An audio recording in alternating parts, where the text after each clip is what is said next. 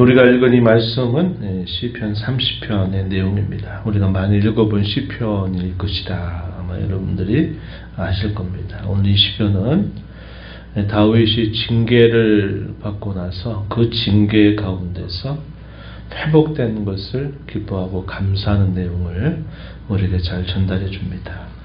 표제를 보면 다윗의 시라고 되어 있고 성전 낙성가, 성전 봉헌하면서 부른 노래 이렇게 되어 있는데, 우리가 아는 바와 같이 다윗이 성전을 건축하지 못했습니다. 그는 성전 건축하기를 그토록 사모하긴 했지만 그가 하나님께 허락을 받지 못합니다. 그래서 그가 한 일은 뭐냐면 이 성전을 건축하도록 준비하는 일에 그가 온 힘을 기울이고 그의 아들 솔로몬에게 그것을 아주 신중하게 이 일들을 감당할 것을 당부하는 그런 역할을 그게 감당하게 됩니다. 그래서 실제적으로는 성전을 봉헌해서 부른 노래다 이렇게 보기는 어렵고, 다른 표제에 대한 설명을 보면 왕궁을 하나님 앞에 봉헌하면서 부른 노래 이런 표제가 또 붙어 있기도 합니다. 그래서 역사적으로는 성전 낙성가라기보다는 왕궁을 하나님 앞에 다시 봉헌하면서 부른 노래 이렇게 우리가 이해할 수 있겠다 하는 겁니다. 그래서 이 성경학자들은 우리가 이 내용들을 통해서 충분히 짐작할 수 있는 역사적인 사건을 떠올릴 수 있어요. 그게 뭐냐면 다윗이 그의 아들 압살롬의 반역으로 인해서 왕궁을 내어둔 채 그가 피난길을 가게 되죠.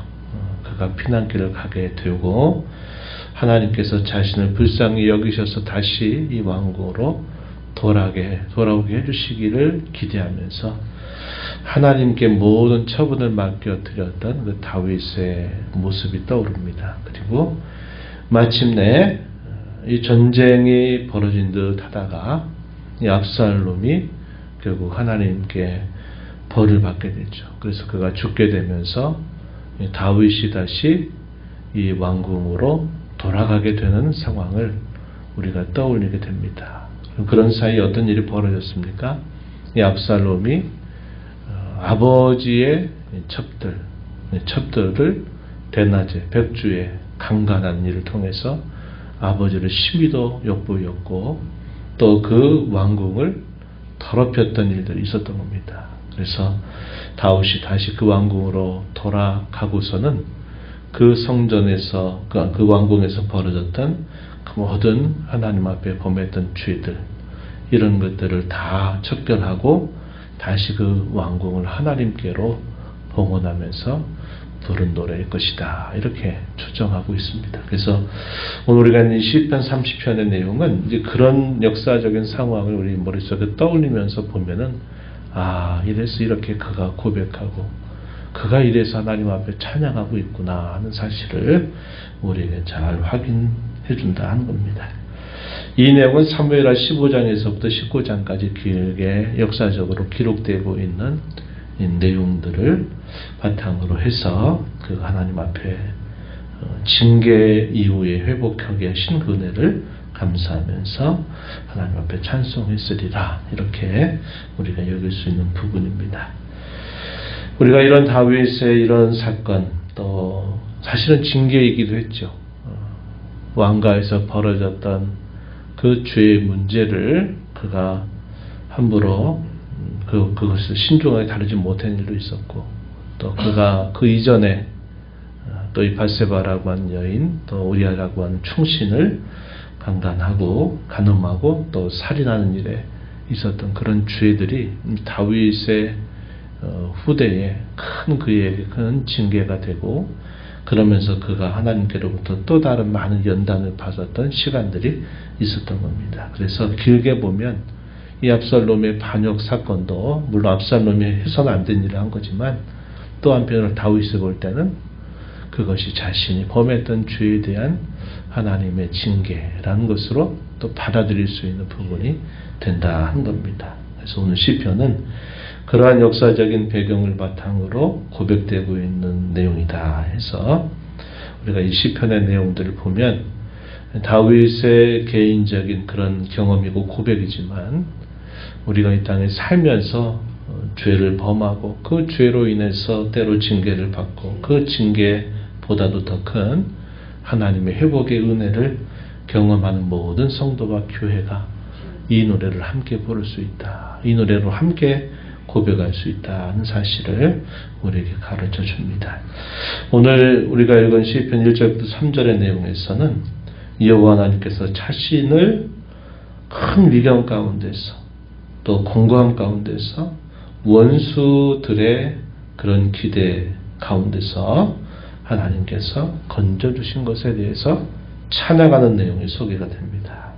그리고 4절과 5절에서는 그 하나님의 구원의 손길을 기억하면서 자신뿐만 아니라 모든 하나님의 백성들은 그 구원의 하나님으로 인하여 찬양하고 감사해야 된다 하는 사실을 깨우쳐 주기도 합니다. 그리고 6절부터 아래에 주어지는 모든 내용들은 자신이 실제적으로 가졌던 과거의 그런 경험들, 또 그 경험 속에서 하나님 앞에 징계를 받고 하나님께 간절하게 기도했을 때 하나님이 그의 간구를 들어주신 그 과거의 경험, 이것들이 하나의 찬양의 근거로서 소개되고 있음을 보여줍니다. 먼저 앞부분으로 한번 가서 보십시오. 1절에 여호와여 내가 주를 높일 것은 주께서 나를 끌어내사 내 원수로 하여금 나로 말미암아 기뻐하지 못하게 하심이니이다. 내가 주님을 높이는 이유는 주님이 나를 큰 공고함, 위기 가운데서 급박함 속에서 나를 끌어내 주셔서 내 원수가 나 때문에 기뻐하지 못하게 해주셨다. 이렇게 그 주님을 높이게 되는 이유에 대해서 고백하고 소개했습니다. 2절에 보면 여호와 내 하나님이여 내가 주께 부르짖음에 나를 고치셨나이다. 주께 간절하게 기도했더니 하나님께서 나를 고쳐주셨다. 치유해 주셨다. 이렇게 고백합니다. 3절에 여호와의 주께서 내 영혼을 수울에서 끌어내어 나를 살리사 무덤으로 내려가지 아니하게 하셨나이다. 내 영혼을 죽음의 문턱까지 이르렀던 내 영혼을 하나님께서 나를 다시 살려주시고 건져주셨다 하는 것이 하나님을 찬양하게 되는 중요한 원인이 되고 있음을 고백해 줍니다. 그러면서 이제 성도들을 초청합니다. 주의 성도들아, 4절 보면 주의 성도들아 여호와를 찬송하며 그의 거룩함을 기억하며 감사하라. 하나님을 찬양할 것을 촉구하는 겁니다. 찬송하고 감사하라 이렇게 말해요. 그 이유에 대해서 또 말해주기를 5절에 그의 노염이 잠깐이지만 그의 은총은 평생이기 때문이다. 저녁에는 울음이 깃들일지라도 아침에는 기쁨이 오리로다. 참 놀라운 고백이죠. 그리고 참 맞는 고백입니다. 하나님께서 때때로 우리의 실수와 허물과 죄로 인해서 우리에게 그의 노여움을 보여주셔도 그 노여움은 아주 잠시 잠깐뿐이다. 우리를 깨우치고 우리로 하나님을 다시 찾게 하고 우리로 하나님 앞에 겸비함을 배우게 해서 우리에게 다시 은혜를 주시려고 아주 잠시 잠깐 노여움을 우리에게 나타내시지만 그의 은총은 평생이다. 그의 노염과 은총을 비교할 수 없다는 거죠. 그 노염조차도 결국 누구를 위한 것이냐? 그냥 화를 내시는 게 아니라 하나님이 우리로 경성하게 하고 우리로 근신하게 하고 우리로 겸비하게 해서 우리의 잘못으로 돌이키게 하실 목적을 가지고 우리에게 잠깐 노염을 주신다는 겁니다. 우리 부모로서는 그렇지 못할 때가 많잖아요. 자식을 때로 혼낼 때 자식을 위한 것이다 라고 우리가 말은 하지만 또 어떨 때는 홧김에 내가 화가 나가지고 화를 못 이겨서 자식들에게 혼내고 할 때도 분명히 있어요. 우리 하나님께서 자기 백성들에게 때로 노여움을 나타내시는 그것은 결코 우리가 하는 것과 다르다는 겁니다. 그것조차도 절대적으로 유익을 위해서 하나님이 그렇게 하신다는 거예요.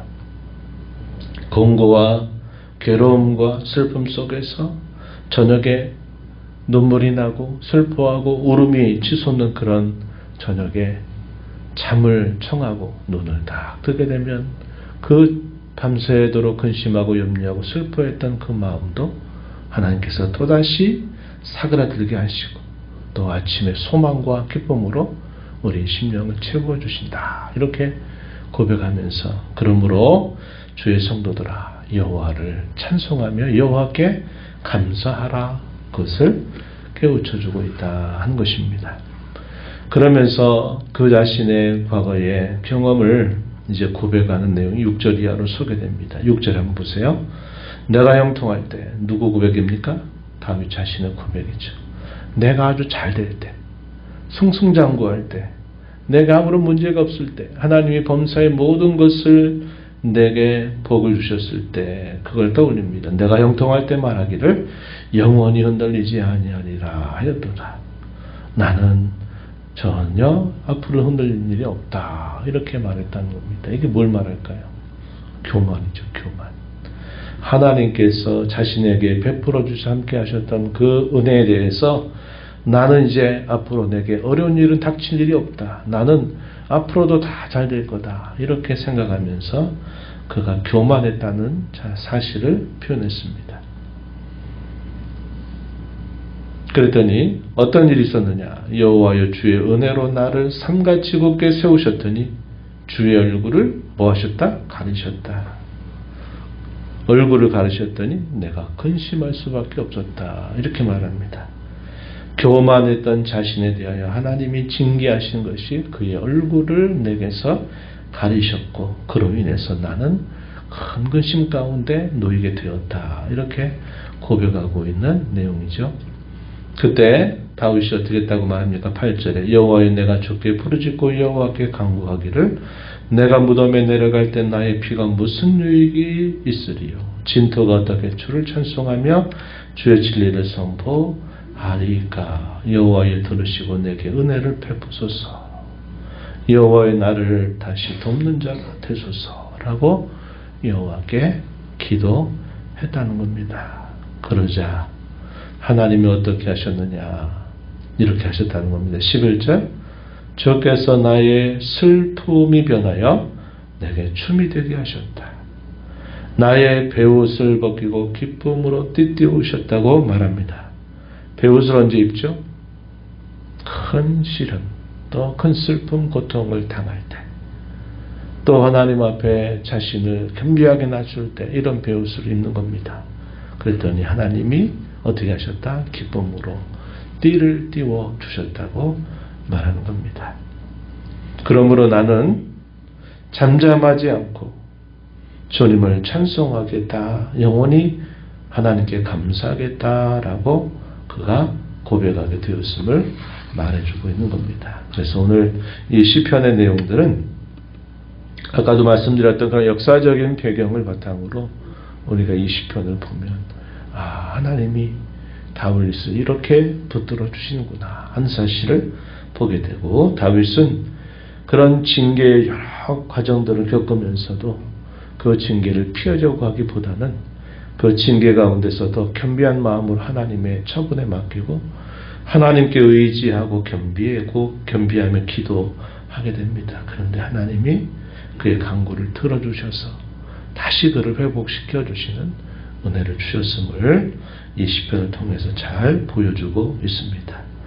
그래서 오늘 우리가 이 말씀을 통해서 이 징계라고 하는 것은 하나님께서 상황을 바꿔주시는 것보다 우리가 하나님을 향하는 그 마음, 그 중심과 그 태도가 먼저 변화되기를 바라신다는 것을 분명하게 보여주는 수단이 된다는 겁니다. 그 징계조차도 하나님의 은혜다 하는 사실을 우리는 알게 돼요. 그래서 징계를 당하고 때로 이 징계와 같은 비슷한 상황, 우리가 여러 공고함과 어려움을 만나게 될 때 우리는 상황이 바뀌어달라고, 이런 상황이 빨리 지나가게 해달라고 하는 것보다 더 우리가 마음을 써야 될 게 뭐냐?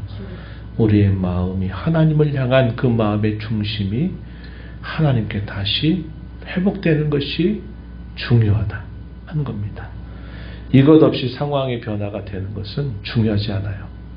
이것이 없이 상황이 지나가는 것은 그것은 우리에게 중요하지 않다는 것을 우리가 기억해야 합니다. 그래서 하나님은 이런 징계라고 하는 수단을 통해서도 하나님을 더 가까이 하기를 하나님은 기대하시고, 가까이 하기만 한다면 하나님은 우리에게 말할 수 없는 그 풍성한 은혜를 가지고 우리를 회복시켜 주시는 분이시다 하는 사실을 배웁니다. 이런 하나님의 은혜가 우리의 삶 속에 이제까지 함께 했음을 우리가 깨닫고 감사하면서 우리의 남은 일생은 우리 하나님께 찬양하고 하나님께 감사하는 자로 살겠다 하는 다짐, 이런 다짐을 가지고 하나님 앞에 살아가게 되기를 바랍니다. 하나님 아버지 감사합니다. 복된 주일 새벽 시간 또 저희들을 깨워주셔서 오늘도 아버지 앞에 저희를 불러주시고, 또 저희들에게 주의 말씀을 통해서 다윗이 그 옛날 징계 가운데서도 하나님이 그의 간구를 들으시고 또 그를 또다시 회복시키시는 풍성한 은혜를 기억하면서 하나님 앞에 감사하고 내 평생토록 여호와께 감사하겠다고 찬양하겠다고 결단했던 이 다윗의 시편을 함께 읽었습니다. 주께서 때로 저희를 깨우치시고 근신하게 하시고 겸비하게 하시고 은혜를 주시려고 때로 저희에게 잠시 잠깐 노염을 나타내시기도 합니다. 그러나 하나님의 이 노염조차도 저희를 위한 은혜임을 알게 되고 주께서 베푸시는 은총은 평생 동안 저희에게 주어지고 있음을 저희도 깨닫고 하나님 앞에 감사하며 하나님께 찬양을 올립니다. 이런 하나님이 늘 저희 곁에 계셔서 저희에게 은혜 베풀어 주심을 늘 기억하고 남은 생애 동안 하나님을 더 가까이 하며 하나님을 평생토록 기뻐하며 찬양하며 경배하는 저희들의 삶이 되게 해주시기를 간절히 바라옵나이다. 주 앞에 나와 기도하는 모든 심령들의 간구를 귀기를 주시고 응답해 주시기를 바라며 예수님 이름으로 기도하옵나이다. 아멘.